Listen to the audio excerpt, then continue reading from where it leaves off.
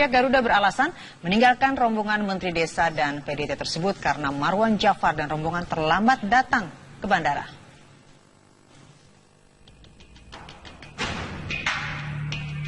Kekesalan Menteri Desa, Pembangunan Daerah Tertinggal dan Transmigrasi terhadap maskapai penerbangan Garuda Indonesia ditumpahkan saat dirinya menghadiri seminar di Universitas Gadjah Mada Yogyakarta Rabu lalu. Di hadapan ratusan peserta, Marwan Jafar mengungkapkan kekesalannya pelayanan Garuda Indonesia yang membuat dirinya terlambat datang ke Yogyakarta. Marwan lantas meminta kepada Menteri BUMN untuk mengevaluasi kinerja Direksi Garuda. Garuda untuk dievaluasi ganti-ganti. Saya minta kepada Menteri BUMN, sahabat saya begini, ini sahabat saya juga begini, kolega saya di kabinet, supaya mengevaluasi kinerja Direksi Garuda dalam rangka pelayanan publik yang sangat jelek.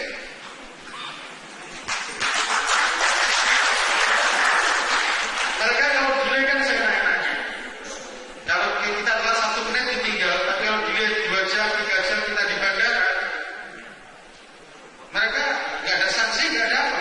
Dan tidak ada kompensasi kepada konsumen. Kasih snack, kasih apa, kasih penginapan. Kalau di luar negeri dikasih. Di kita karena dimanjakan, diproteksi sedemikian rupa Garuda itu.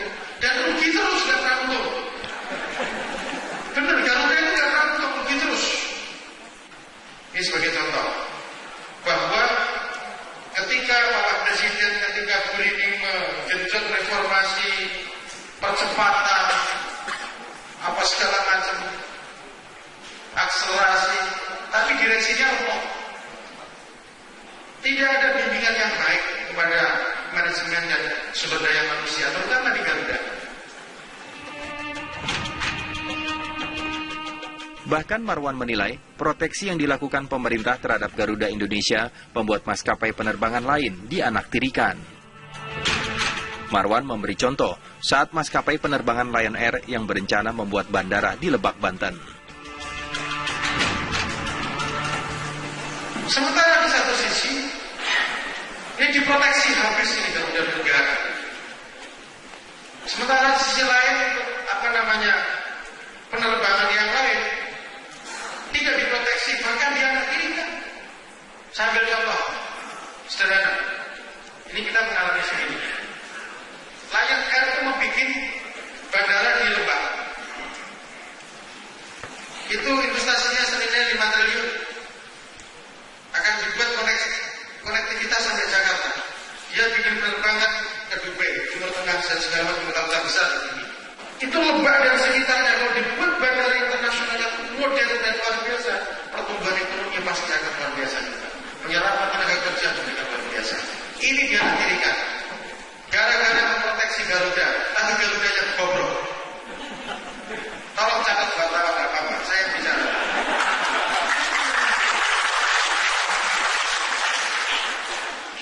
Saya punya umat, Pak. Saya punya konstituen. Saya punya umat 12 juta orang. Punya anggota DPR di seluruh Indonesia, anggota DPR lengkap punya secara politik. Saya mewakili organisasi Islam terbesar di Republik ini. Saya mengurus. Saya tidak takut dengan siapapun. Apalagi. Protes keras Marwan Jafar pun segera mendapatkan tanggapan dari pihak Garuda Indonesia. Garuda Indonesia menjelaskan, Marwan Jafar yang dijadwalkan terbang pukul 8 dari Bandara Soekarno-Hatta, Banten terlambat datang. Atas keterlambatan kedatangan rombongan Menteri Desa dan PDT tersebut, pihak Garuda telah mengalihkan dengan penerbangan berikutnya yang dijadwalkan berangkat pukul 10. Namun akibat pesawat mengalami gangguan teknis, penerbangan tersebut dialihkan ke pesawat lain yang membuat jadwal penerbangan terlambat 1 jam. Tim TV One mengabarkan. Marah-marah karena ditinggal pesawat Garuda Indonesia. Pramono Anung menyatakan hari gini kok masih ada pejabat yang minta dilayani berlebihan. Sudah nggak zamannya, kalau terlambat ya ditinggal aja. #SaveGarudaku. Ini seolah tidak terima, Marwan Jafar membalas cuitan Pramono tersebut. Hari gini kok baca berita masih setengah-setengah. Yuk dibaca baik-baik baru komentar. Nah, ini apa nih? Senangan nih ngono kui gitu ya. Kesenangannya seperti itu. Kalau nggak salah gitu artinya. Ya. Dan tadi Menteri Marwan minta dicatat, ya kita catat dan kita tayangkan sekarang ya.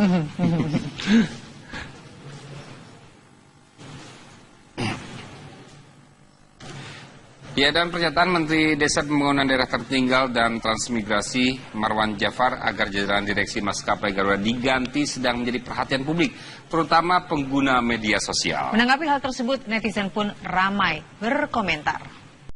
Jadi tidak perlu marah-marah seperti itu yang saya kira nanti akan merugikan diri sendiri. Oke, kita sudah tersambung juga di sini dengan Bapak Beni Butar-Butar. Ini adalah VP dari Corporate Communication Garuda Indonesia. Selamat malam Pak Beni. Pak Beni, sebenarnya apa alasan keterlambatan pesawat pada saat itu dan apakah memang betul tidak diinformasikan alasan dari delaynya pesawat yang pada saat itu harusnya ke Jogja? Selamat malam. Malam, silakan Pak. Malam. Terima kasih juga ada Pak Iman. Halo. Ya, silakan Bang.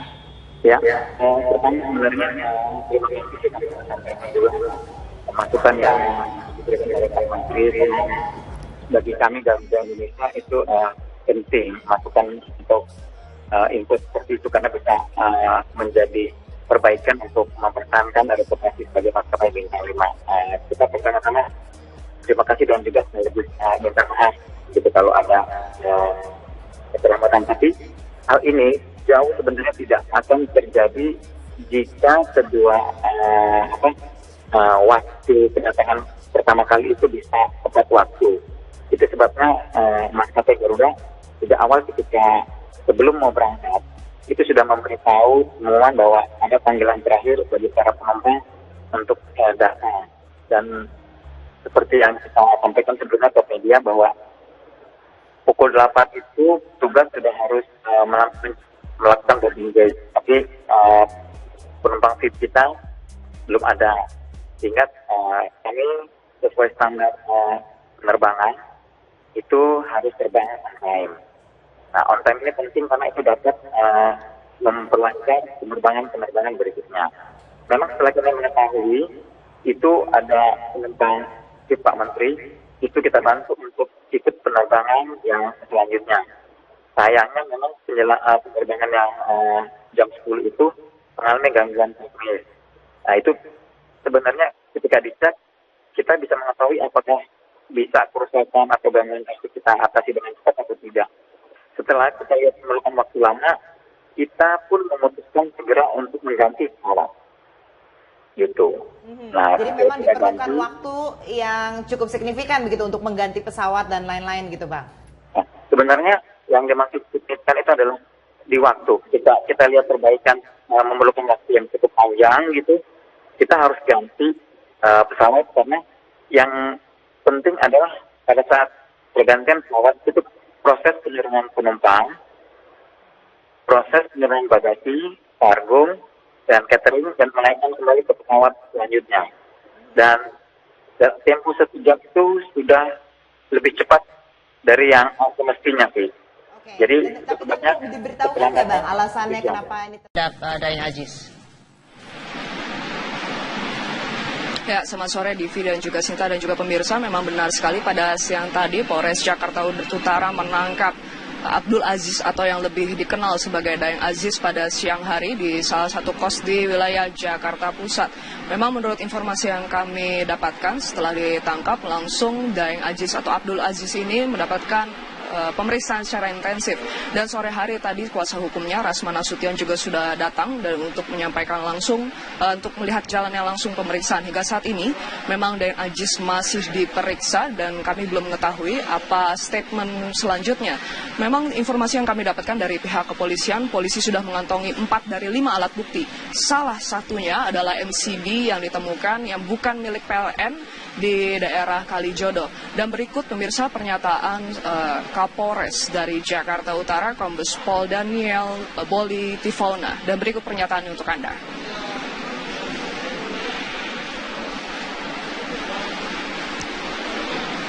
proses penyelidikan sebelum kita jadikan tersangka 2 hari lalu itu didahului dengan permintaan dari PLN untuk melakukan pengecekan apakah terjadi pencurian listrik atau tidak.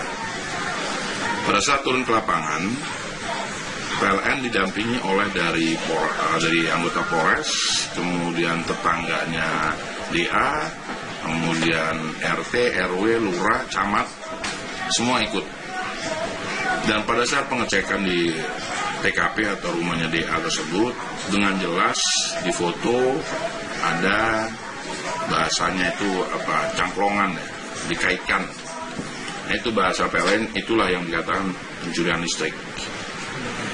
Kerugian sementara yang kami dapat secara resmi dari PLN ya 500 juta itu untuk durasi 1 tahun. Saat ini saudara DA dalam pemeriksaan kami, kita akan tanya sejak kapan yang bersangkutan melakukan menggunakan listrik tanpa hak tersebut. Ya, Divi, Sinta dan juga pemirsa, hingga saat ini awak media juga masih menunggu hasil pemeriksaan yang dilakukan oleh pihak kepolisian. Akankah memang Daeng Aziz atau Abdul Aziz ini akan ditahan? Kami akan menginformasikan sesegera mungkin apabila sudah ada perkembangan langsung dari Jakarta Pusat. Kembali ke Anda di studio. Stefani, kalau dikatakan Daeng Aziz adalah terlibat dalam kasus pencurian listrik, seperti apa modus yang memang digunakan oleh Daeng Aziz ini? Apakah memang listrik tersebut ada di beberapa kafe atau seperti apa kondisinya? Ya, Sinta, informasi yang kami dapat, salah satu modusnya ini adalah menyambungkan listrik dari kafe, yang lain menyambungkan ke kafe Intan, yang kita ketahui memang itu merupakan salah satu kafe milik Daeng Aziz. Namun hal tersebut masih harus kami konfirmasi terlebih dahulu, apakah nanti modusnya akan langsung diutarakan oleh pihak kepolisian, kami akan langsung memberitakan kepada Anda. Namun informasi yang beredar di lapangan dan informasi yang kami gabungkan adalah yang seperti itu. Sinta. Ya, Stefani, apakah sudah ada statement dari Daeng Aziz ataupun dari pengacaranya terkait masalah ini? Iya, Divi, benar sekali memang hingga saat ini kami belum mendapatkan konfirmasi atau statement dari kuasa hukum Daeng Aziz atau Abdul Aziz ini, Rasman Nasution. Namun sebentar lagi kami masih menunggu jalannya pemeriksaan dan keluarnya dari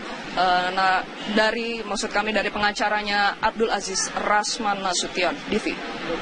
Baik, Stefani, laporan langsung dari Mapolres Jakarta Utara. Ya, dan pemirsa, Abdul Aziz mulai menarik perhatian saat mendatangi Komnas HAM dengan mengatasnamakan perwakilan warga Kalijodo yang mencari keadilan. Ya, lalu seperti apa sepak terjang Abdul Aziz di Kalijodo?